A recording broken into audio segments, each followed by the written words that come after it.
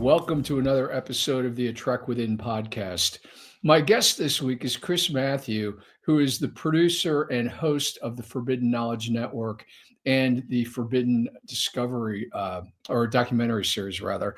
Very excited to have him. I was very happy to be on his show a number of weeks ago, and we had such an interesting conversation. I wanted to continue it and find out more about his story. So that is why he is here today. So, Chris, welcome. Rob, thank you so much for having me. Looking forward to this discussion. Yeah, absolutely. So let's start at the beginning. How did you, this is obviously not the typical journey for any given person. So how did you get started in what you do? Well, it is a kind of wild ride, and very unexpected. I never thought 5 years ago that I'd have my own talk show and podcast network and be producing movies. Working in a corporate sales job that I really wasn't having a nice time with. But it all started really around 2012, which seemed to be a magical year for many people. But I was going through a divorce, and I had this something welled up in me, like this desire to know more about everything. And I remember in my early childhood, I was always interested in the paranormal, mysteries, the unseen, things that were very magical, to me as a very young age. Kind of got lost as I grew up and became part of the workforce and got introduced to sex, drugs, and rock and roll and all that good stuff. So, fell asleep for a good while, but in 2012, the kind of the trauma of that divorce kicked me in the ass, and I just felt like I needed more out of this reality, and I wanted to know what the hell I was doing here. So I started again looking into all these mysterious things, paranormal, the occult, conspiracies, and I became so interested, I started blogging about it on Facebook, and this was about 2013 or 14 when I started blogging, and people started to get interested in it, and the page started to grow, and I figured I wanted to do something more with it, but I didn't know enough about any of this stuff. I was just writing as a curious person. And I figured, why not reach out to people who are immersed in this research of various fields and start interviewing them? So I started a YouTube channel. The blog was Forbidden Knowledge News, so I just transferred that over to a YouTube channel. And one day I had the amazing Charlie Robinson on the show. He's author of a few books and researcher, and he suggested that I do a podcast. And at the time, this was about 2015, 16. I really didn't listen to podcasts. I had no idea. I was watching YouTube videos and stuff. And I'm an older guy, and I wasn't really hip on that. So he explained to me what it was, and I started listening to other podcasts, and I figured, yeah, this is a great idea. So he hooked me up with someone who had a small podcast network, a group of podcasts that he kind of managed, and he was very interested in my show. He is now currently my producer, Corey Hughes, who also just wrote a JFK book, which is doing really well. He's a brilliant JFK researcher. But he hooked up together, and I started this doing the podcast, and it became pretty popular. Not anything I would ever be able to make a living off of at the time, and I just felt like this is something that is really making me passionate about it. I was really becoming so interested in everything I was doing and looking forward to coming home after work and recording a podcast or doing some research or things like that. And I was just very immersed in it. And also at the time I was working this corporate sales job that I absolutely would wake up in the morning and just want to just shoot myself before going to work. It would be anything but go to this, miserable place. I was making decent money, but the things that you would do to get a sale really put like darkness on your soul after doing it so many times. And it's like the management is proud of you for screwing someone over. And I had to go experience this every day, part of this big sales corporate job. And I was miserable. and I wanted to deep down inside, I wanted to do this podcast. Never would admit it to anybody, never would even admit it to myself. And I had done a few shows with some people about meditation. And I figured, man, I got to get some answers. I don't know, I've been trying to get answers by researching, reading, going online, and I feel still empty. I still have, no. At the time, I wasn't even really spiritually aware. I was, intrigued by it. I was kind of desiring a connection to something, but really didn't know where to start with that. So I figured meditation, why not? People are saying they get this profound information and spiritual connection from meditation. Why not? And this was a process, very, the first few tries, probably many tries, it was just my mind would not shut down and I couldn't get relaxed enough. Something would distract me and I'd become frustrated. Well, there was this one evening and it just, it felt like this evening was, I don't know, the whole day felt kind of just like it was special or something. There was something else going on. And I was going through another breakup at the time, oddly enough. And seems like trauma seems to trigger some of these magical things in our lives somehow. But it was a bad breakup, kind of a traumatic experience for me. And I was in my yard talking to my neighbor about something. And I looked up, and this part of the story, I have no idea if you could connect it anyway with anything. But to me, it was a synchronicity and it was very important to me. I looked up in the sky and I saw 3 like bright orange flames, like in a triangular formation, slowly moving up in the sky. And I was like, what is that, a rocket? I don't know. I've never seen anything like that before. And I tried to get my neighbor to look at it.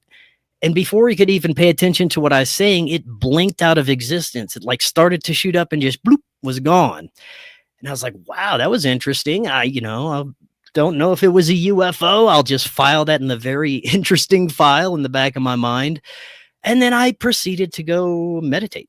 And this was something I started to take advice from other people, use 432 hertz tones, different relaxation techniques, breathing techniques. And this time I was able to get into this state I had never been in before, where it was complete peace, complete blackness. And I felt just at ease with everything. And this is when my whole life changed, actually. Something communicated with me. And at the time, I didn't, I grew up Catholic. It was a demon talking to me. I was getting scared. Am I going crazy? Is this an acid flashback? But something was psychically communicating with me. And it wasn't, I could tell it was not me thinking about things, or it was different. It was not intrusive, because what came along with it was this vision of a bright blue light in my meditative state and this love surrounding it. And I tell you what, I thought I loved people in my life. I thought I loved my mom and dad, but this kind of love that I felt from this blue light, beyond any humanly feeling that I could describe. It was almost like a drug, but it was so amazingly beautiful. And you just felt accepted and loved and connected with the universe. And it was so beautiful, but this voice came along with it. And, me, the old me, spiritual, knowing that I have personally is growing up Catholic.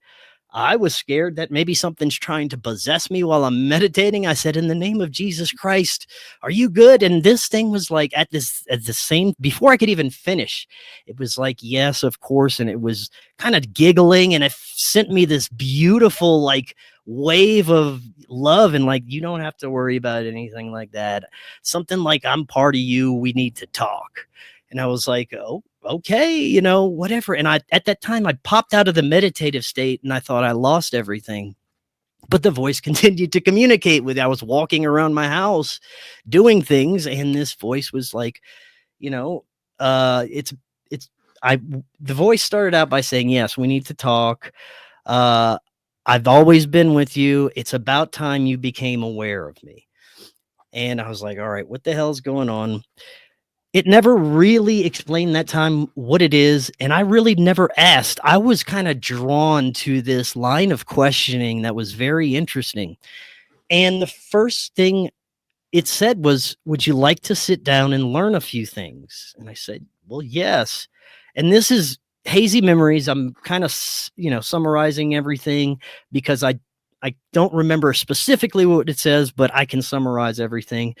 Basically, it said that you're going to have a lot of work to do on yourself. And I know that what you want to pursue in your life is right beyond your grasp, and you have some things blocking you. And I'm just like, what do I want to pursue? They're like, you should pursue this talk show. You should pursue this because it's your passion. It's driving you, and it's a good thing. And it's like, but you're going to have to take care of some things in your own life before you could even imagine doing that. And it's proceeded to explain healing childhood trauma, things that I needed to become aware of, to stop getting in toxic relationships. And there's certain kind of lines of research that I should start looking into, different esoteric studies, things like that, just to, become more versed in everything that I'm talking about. But not only that, there's some very powerful spiritual teachings in some of the things that I'm going to be learning about. And it proceeded to say, this was right when 2020 started. It proceeded to tell me the world's about to get wild. You need to prepare yourself for that as well. And, the next few hours was just kind of like basic coaching of a few things that I need to take care of and get my stuff together, basically, before I could really have success and true happiness in my life. And the voice eventually faded away. It was like maybe an hour or two that I was communicating with it, and it just kind of slowly, I was not able to, understand it as easy, and it just faded away. And that shook me. That whole experience, I didn't know what was happening. I didn't know if an alien had hacked into my brain and was trying to communicate with me. I was friends at the time. I was deep into UFO research. So I, was reaching out to all the people that I had currently connected with. What do you think this is? This is a crazy experience. I've never had anything like this before.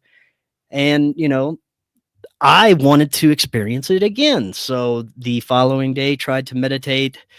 Didn't work for a couple of days. I think I was just too excited and maybe too anticipatory of something like that happening, really. And the third or fourth day, I intuitively thought to try to meditate in some water.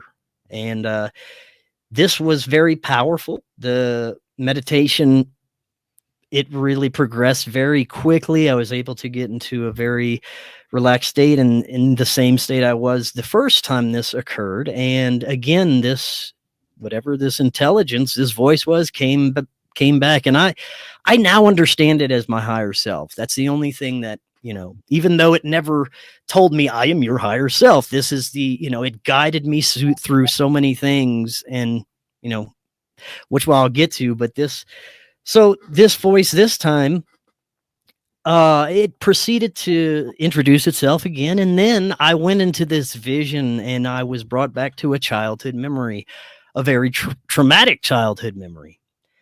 And after the vision went all the way through, I came out of it, and I was, I had all these emotions welling up, and the voice was like, it's things like these you're going to have to try and heal from and remember, and things like that. And then this is where it gets really crazy. I would close my eyes, and all of a sudden, well, it's not really all. I closed my eyes, and I would see, every time I closed my eyes, I'd open them, see my bathroom, close my eyes. I was like on a ship or something, and there was space outside of windows, and it looked the same every time I closed my eyes and look around, like you were wearing 3D goggles. And I was on this spaceship, man. And that's the only thing I could describe it as. All of a sudden, I start feeling just these beams of love, but intuitively, I knew it wasn't just this initial intelligence. There were other things like manifesting on that spaceship. I don't know, whatever it is that I was on, this etheric spaceship realm, but I wasn't physically there. It was just me. When I closed my eyes, I could see these beings starting to appear.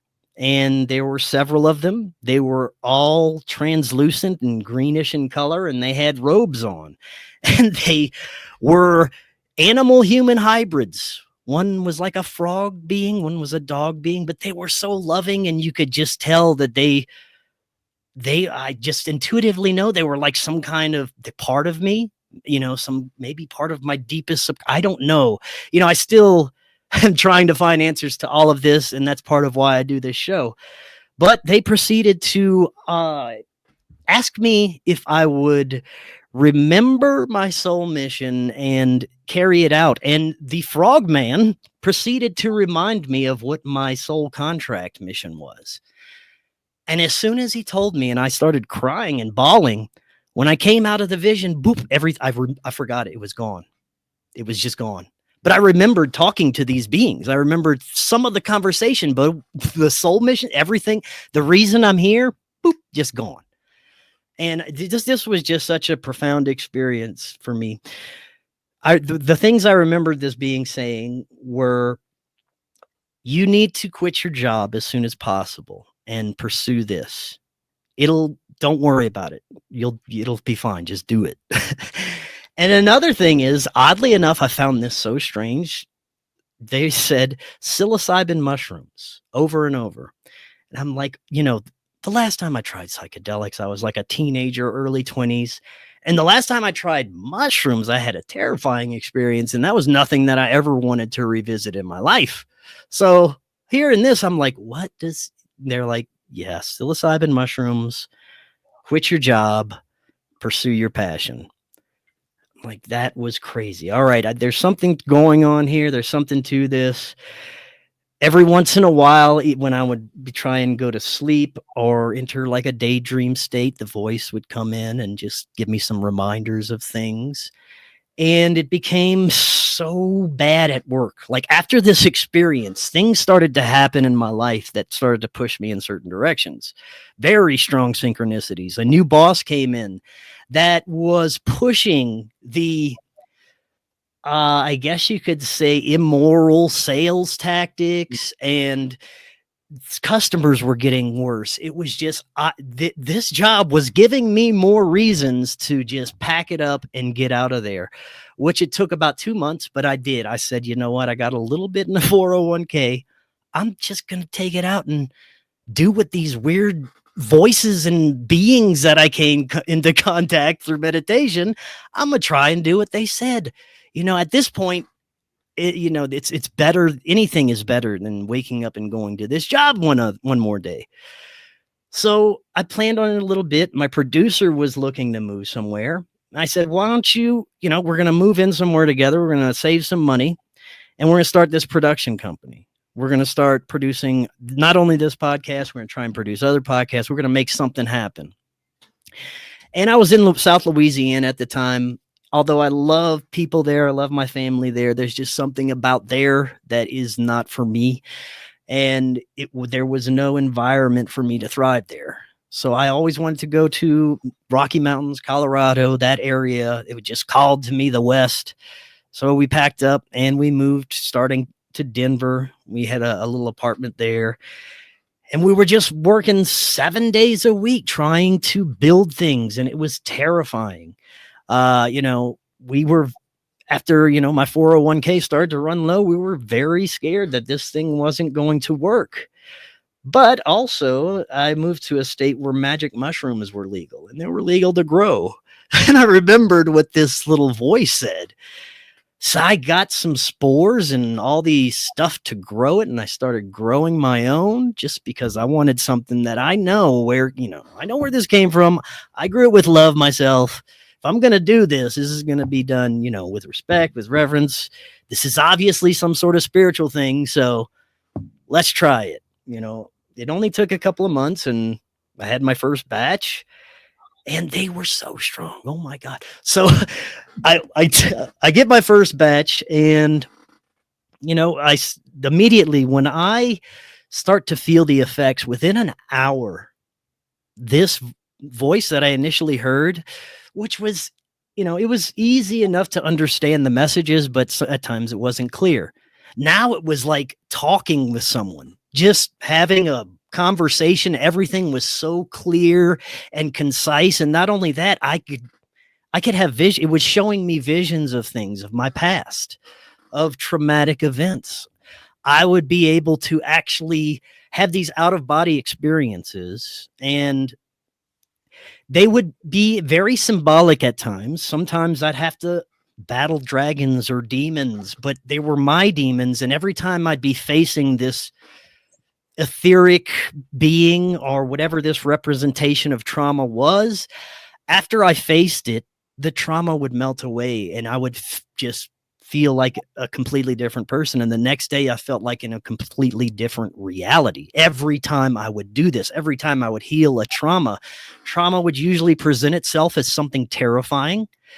At first I would run away from it. I would be scared. The experiences were terrifying and I couldn't, I was like, I don't know if I could do this, but eventually I became aware that you need to just go through it. Face whatever it's throwing at you, because that is the problem.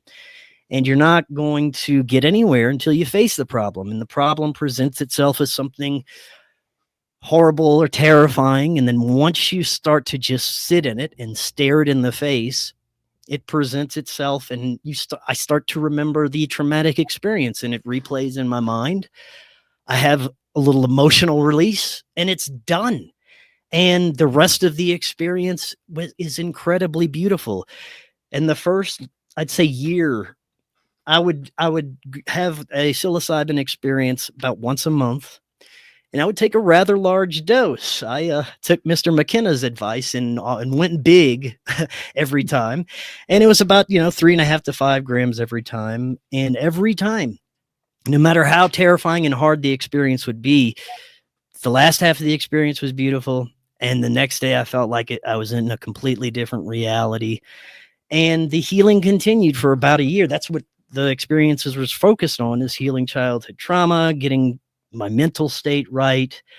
Later on, that became about teaching very esoteric secrets and things that would benefit me, that I could learn from, ancient spiritual teachings and other things. I would take the teachings that I'd get during the day from the amazing people that I would be talking with every day doing the show. And a month, 30 days or so of talking with a new teacher every day about these wonderful topics and esoteric secrets. I would take all of that together and go into this experience, and it would deconstruct in my mind, and it would form the most logical outcomes and ideas and probabilities based on all the information that I was absorbing through these interviews that I was doing through my show.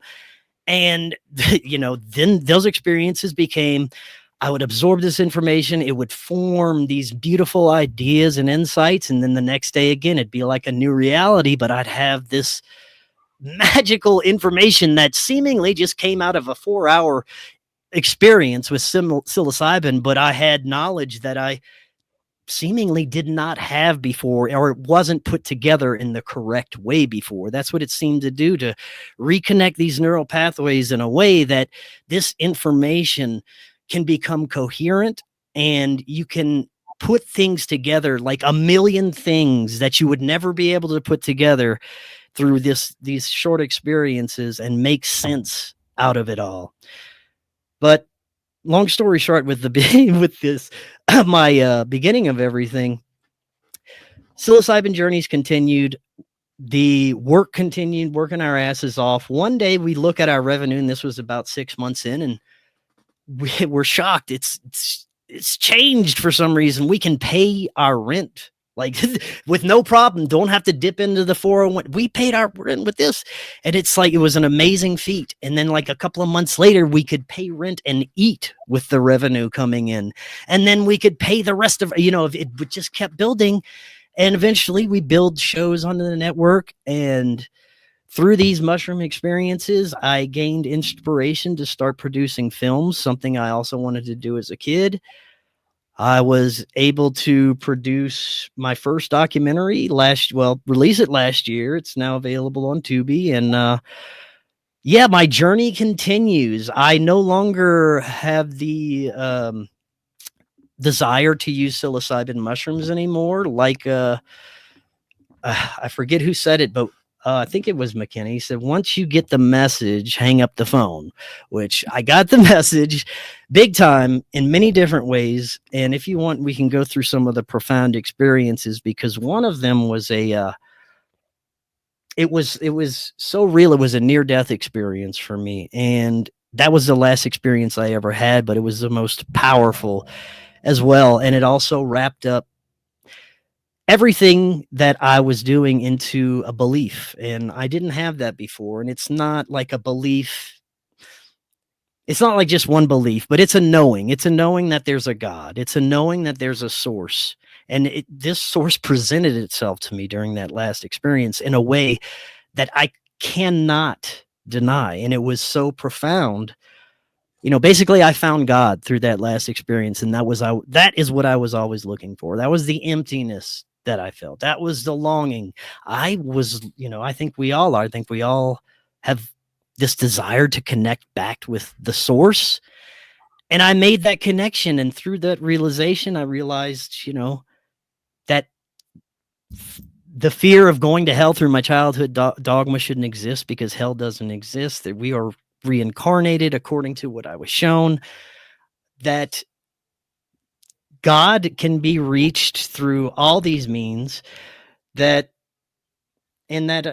for me, it was a very powerful, the message of Jesus Christ was a very powerful tool for me. And this came through during that very last experience. And it also showed me that that I don't have to do this again, that I've done this many times. And I've seen that. I was shown visions of me living not only many lives, but this life, like too many times, more times than I would ever want to admit. And it showed me that I made a connection this time, and I can go home if I want to. And that connection is just God and the knowing of it. And I didn't have that knowing. And really, that's where I'm at now. I am producing my second film. Forbidden Knowledge News is amazing. And, I am incredibly blessed. Wow. Well, first of all, congrats on the documentary. That's really Thank you. exciting. Really great background. There's so much I would love to drill down on it simultaneously. I love the idea of starting with the near-death experience, though, because that sounds particularly intriguing. Yes, this was the big one. It happened May the 4th, actually. May the 4th be with you all. It was this past May the 4th.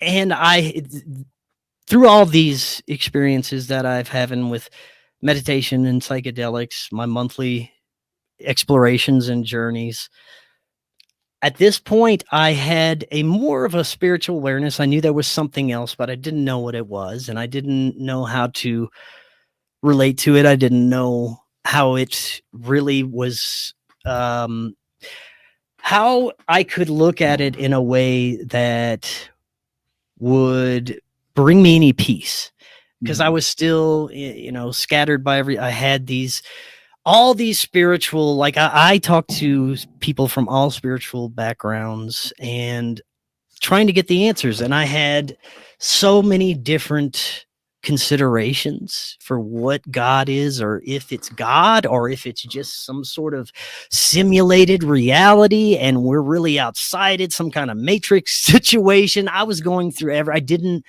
know, and I was still seeking answers at that point, the big answer. And I had done so much work through the other experiences. This seemed like the final frontier for me, and I hadn't had that answer yet. So this was the most terrifying experience I've ever had as well. But at the end of it, like I said, it changed my life. I had so many paradigm shifting and life changing experiences, but this was the biggest one by far. So I wake up May the 4th, and my wife she wants to go to a metaphysical fair, and I usually enjoy these things. But for some reason, I had this like gut feeling that maybe I shouldn't go, or something bad's going to happen there. I don't know. So we wake up and we go, and the gut feeling, the gut wrenching feeling keeps growing as we get closer to this place. And I'm like, man, I don't know. What am I intuitively sensing that there's someone bad here, some bad juju. I don't know what's going on. We walk around the place a few times and it seems fine. Everybody seems, great and happy and, doing cool things. And we get to this one booth and it's an older lady that does aura photography. And I've seen this before. I've never had my photograph taken for it though. And my wife wanted me to get the picture taken, and something was just nagging at me about it. I didn't know why. And I did it for her. I was like, sure, I'll take the picture. And the lady takes my picture, and what she does is she interprets what the colors mean around your aura. And she was with another person. She had taken my picture. She goes to the other person and starts reading about theirs. And mine was so colorful. It looked like a rainbow around it.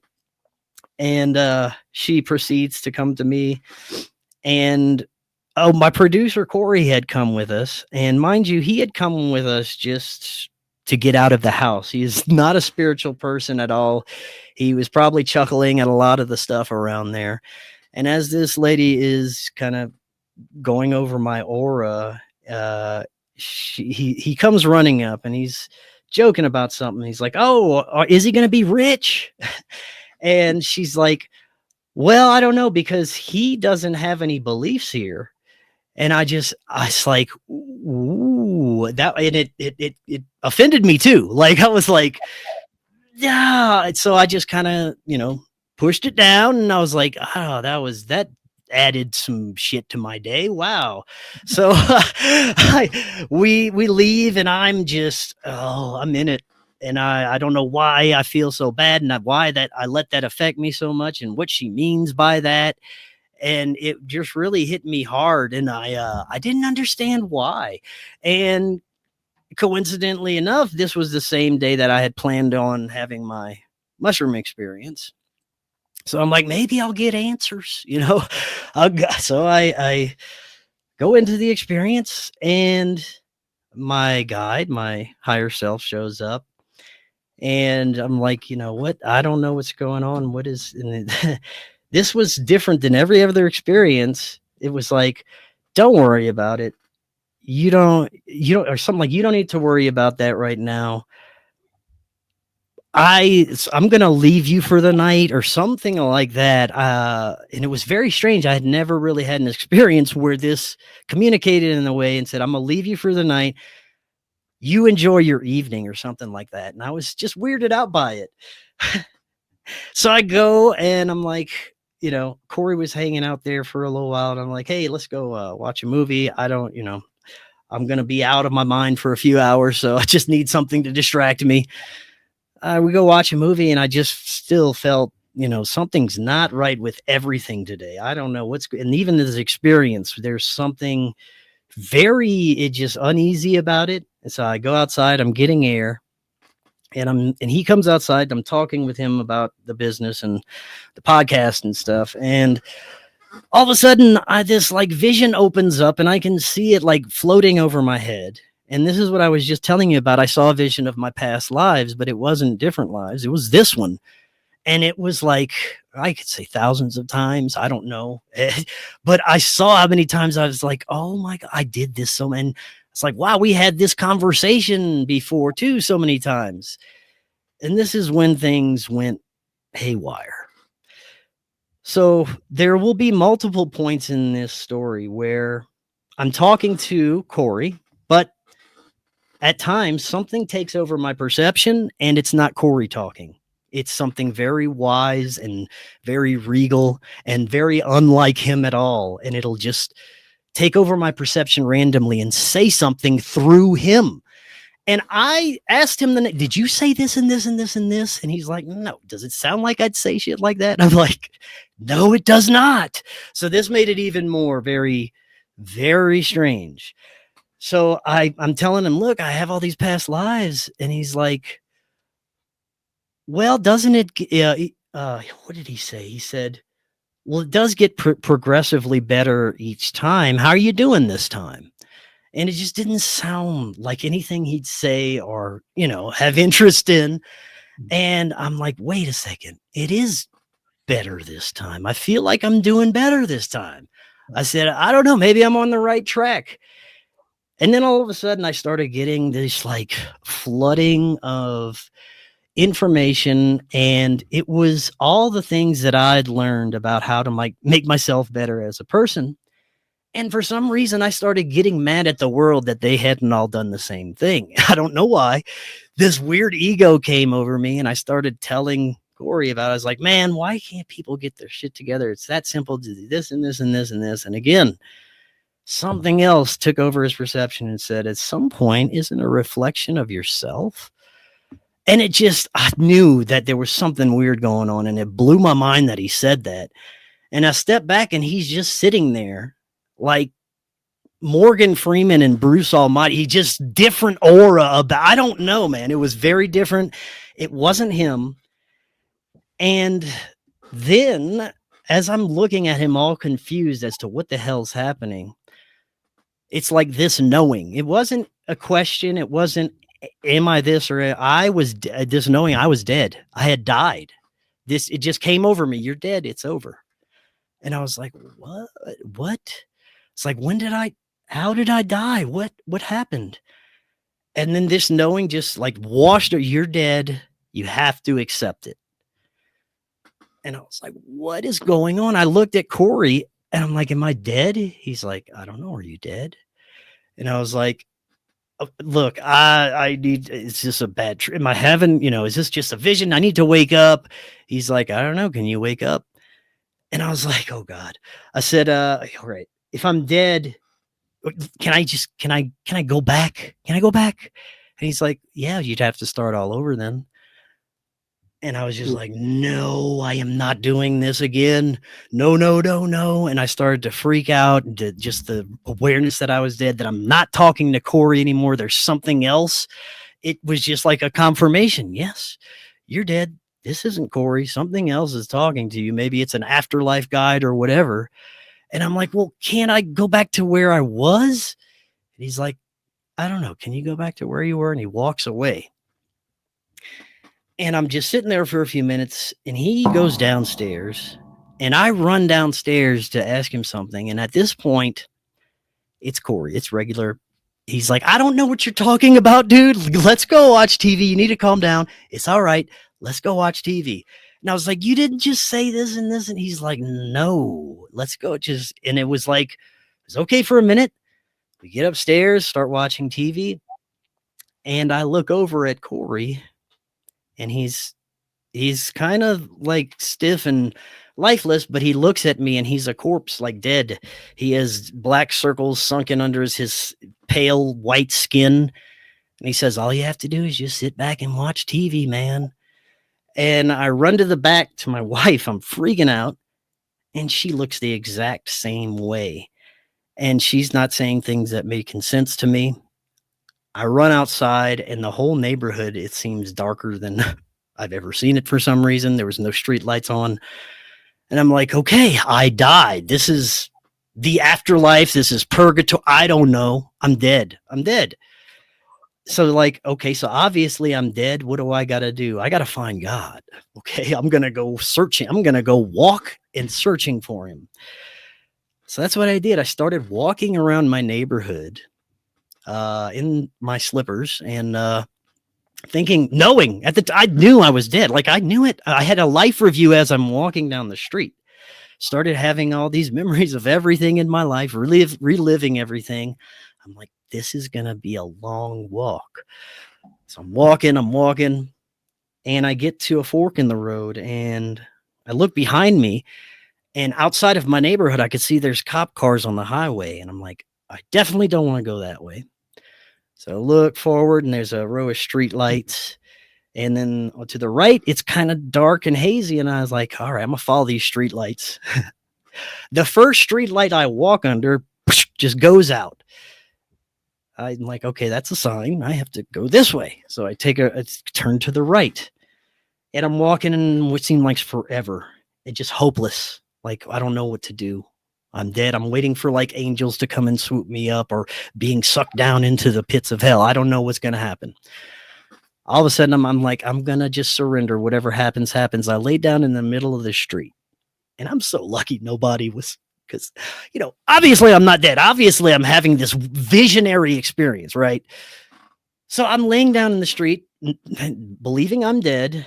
And I look up at the sky and it's so beautiful. And I see it like a shooting star. And I'm like, man, this is beautiful right now. It's not bad. And the voice comes, but it's so much more like, it's different sounding. It's very kind of commanding. And it's like, even in the afterlife, it's all about your perception. And I just sat up and I was like, what does that mean? And then is like, you should close your eyes and look for the light. And I was like, okay. I close my eyes and I start looking around. And at first it's like, I see these demon faces and things trying to attack me. And I'm like, I don't want to do that. And it's like, just close your eyes, look around and find the light. So I did. I closed my eyes, look around, and I see like this hazy light in the distance. And I'm like, all right, I see it. I'm going to walk towards it. I'm going to go that way. So I keep walking. I don't know how long I walked, but I'm in a different neighborhood now. The houses are really nice in this neighborhood, probably $1 million houses. And it's so inviting. And I'm looking around and it's like, wow, am I in heaven now? What is happening? So I'm walking down the street. There's this one house, though, that stands out above all of them. I don't know if it's because the porch lights were so brightly lit and it had a welcome sign that was humongous that I could see from the front of the street. But it was like, do I have to go there? Is that it? I'm like, I don't know. Here's what's going to happen. I have to knock on I have to knock on someone's door. This is the area the light was in. I have to knock on someone's door, and either it's going to be a demon and they're going to take me to the devil and I'm going to give him a piece of my damn mind. I'm going to just tell him what's up. I don't know. Or I'll be greeted by an angel and I'll be brought to, the afterlife, to heaven. And this is what's going like through my mind at this time. I approached the beautiful house with the welcome sign. And I'm like, all right, I'm going to do it. I'm going to do it. I ring the doorbell. And mind you, it wasn't that late at night. It was probably about 7 or 8, maybe even earlier than that, but it was dark. And this beautiful blonde-haired lady opens the door. She's like, can I help you? I said, is this where I'm supposed to be? And she said, oh, hold on a second. And she closes the door and walks away.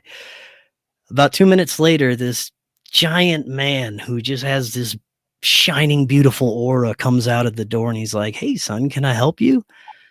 And I'm like, yeah, I think I died. And he's looking at me.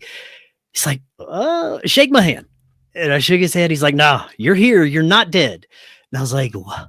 No, I'm pretty sure I'm dead. And he's like, well, did anything else happen tonight? I was like, I took mushrooms, but I do that all the time. I'm pretty sure I'm dead. And he's like, no. And he said, would you like to pray with me? And I said, yes, I would. And at that moment, I'm like, this is the angel. We're going. So I start praying. I haven't prayed in years. I didn't, know what prayer he was saying. I just sat there and started crying while he was doing it. And he's like, would you like to go home? And I'm thinking, we're going to heaven. Yes, I'll go. And he's like, where do you live? I said, where do I live? I mean, I was down there somewhere. And he's like, no, you live in this neighborhood, right? I was like, maybe. It seems kind of like that. Maybe. He's like, well, let me take you home. He was like, you're going to take me home. And I figured maybe I'll wake up after he takes me somewhere and I'll be in a hospital bed in a coma and I'll be popping out and alive. And it's like, okay, so maybe I will get to come back to life. Who knows? We get to his truck. It's this big, white, beautiful chariot of a truck, man. And it was the most beautiful truck I'd ever seen at the time. And I get in there and we're driving. He starts asking me about myself. I'm like, I do a talk show. And I'm like, man, you're obviously a man of God. I got to talk to more of you guys. I was just so enamored. I'm still thinking he's an angel or something. And we pull up to my house. He pulled it up on his GPS. I gave him the address. And I was like, how am I supposed to go back in there? What am I supposed to do? And he's like, well, maybe you should just start by opening the door and going in, man. It's like, all right, I'll give it a shot. So I gave him a big hug, man. And, he gave me some kind of blessing. And I walked out and I knocked on the door and there's my wife and Corey, and they're freaking out. They're like, where were you? What the hell just happened? You left. We didn't know what was going on. And I'm like, I'm not dead. They're like, no, what are you So I am shook, like beyond anything. And I go grab a bottle of wine and just chug the whole thing and pass out because I was not going to deal with what just happened right now. I had no idea what happened. And I don't even drink. I was like, no, I cannot deal with this. I woke up the next morning just lost. Like, what does this mean? What does this mean? And intuitively, I was like, all right, I'm going for a walk with my dog. I go outside and something tells me no. I go pick my dog up. I grab my keys and I start driving. And I had no idea how I got to the dude's nice house the night before, but I just drive right up to it. And I was like, that's it. And I have to. I go knock on his door. His wife answers. She's like, Chris, I'm so glad you're okay. She gives me a big hug. And I'm like, yes, is, so-and-so here? And she's like, well, my husband is a pastor and he is giving a sermon right now at his church. Oh, And, wow. and she's like, would you like to come with us? I said, yeah, sure, I'll go. I was like,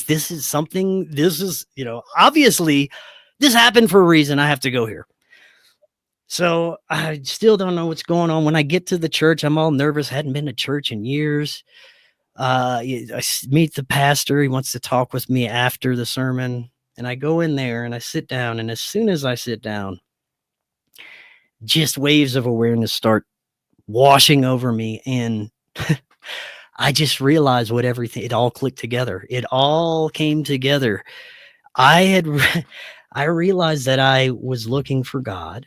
And that experience last night, God presented itself to me. And it also, all the realizations of what I had been doing and what this voice in my head was, I call it my higher self, but I know it's God. I know we're all part of God. I know it's a communication. People get freaked out when you say you talk to God, but in a sense, it's all part of God. So I consider it a messenger of God, if you will, but this messenger led me through every experience to bring myself to every experience I had.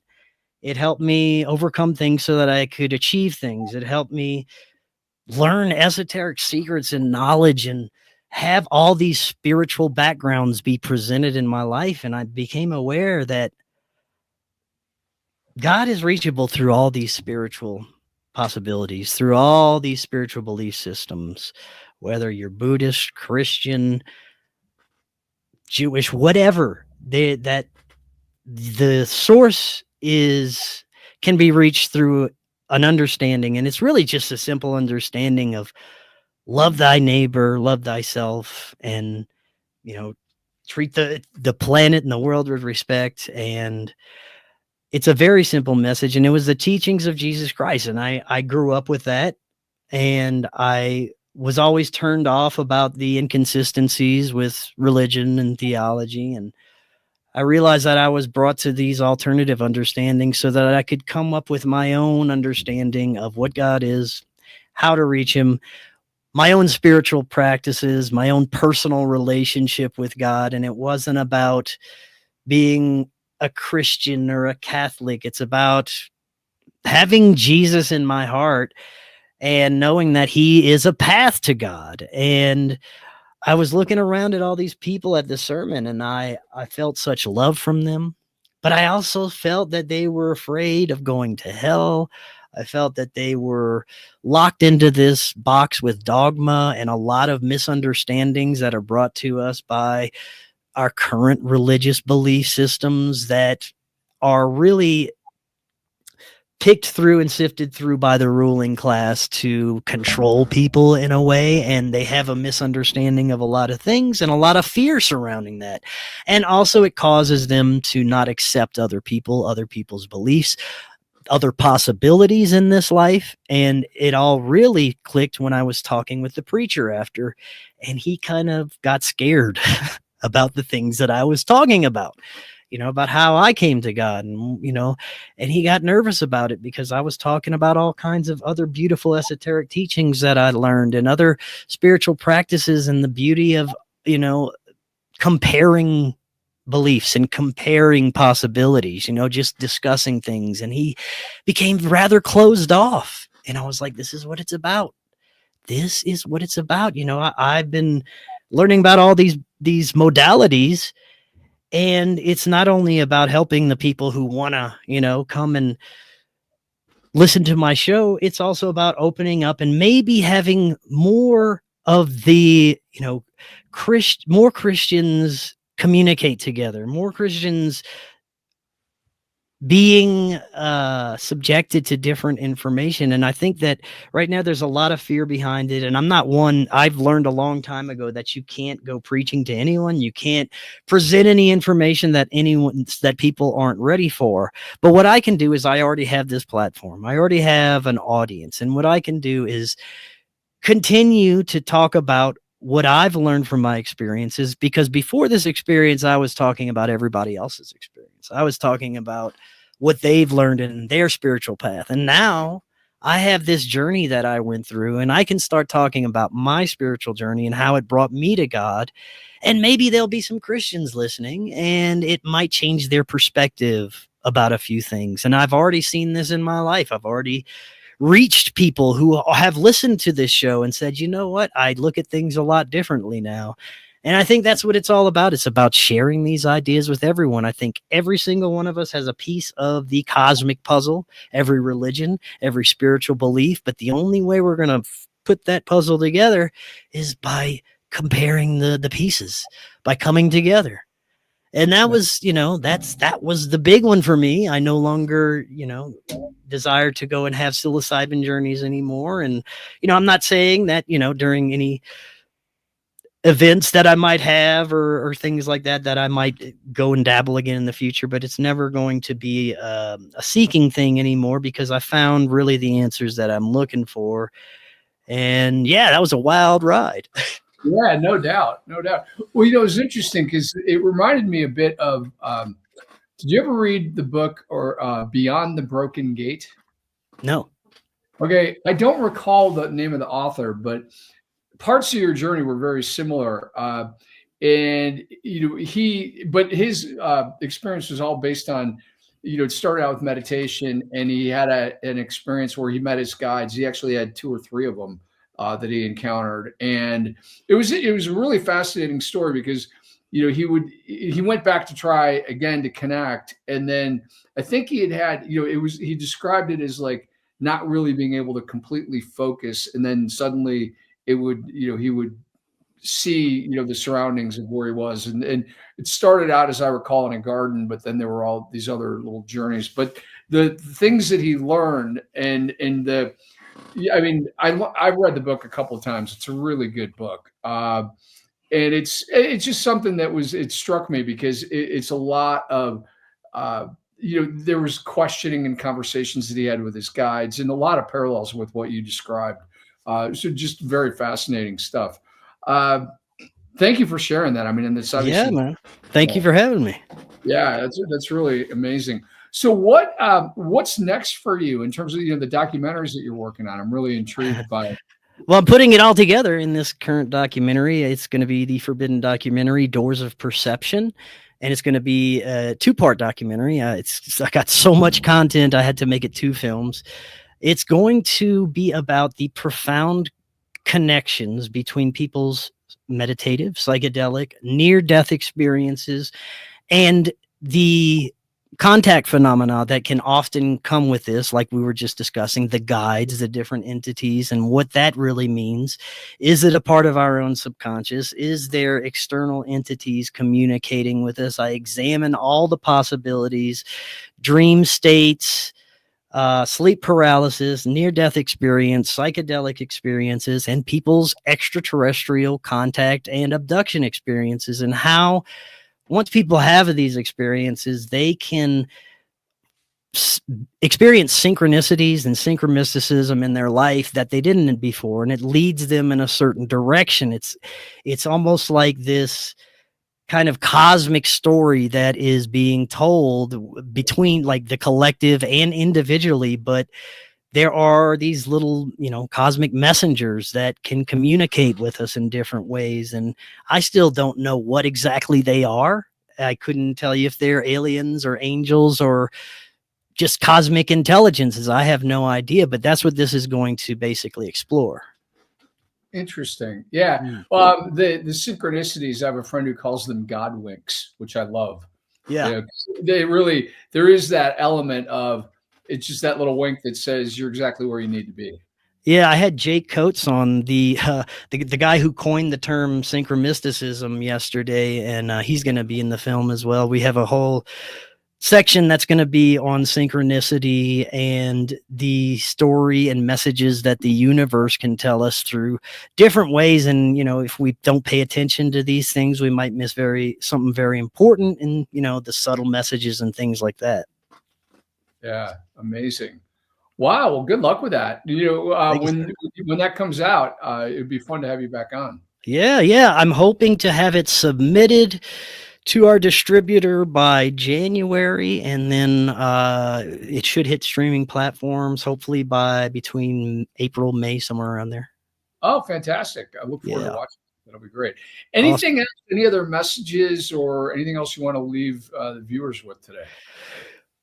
Other than it is crazy times right now, and one thing that I've learned is our perception forms our reality, and that I can look back at my state of mind even 2 or 3 years ago, and that feeling that I was in perpetuates itself in everything. If you're feeling negative, you're going to see negative things all around you. They're going to speak to you. You're going to interact with you.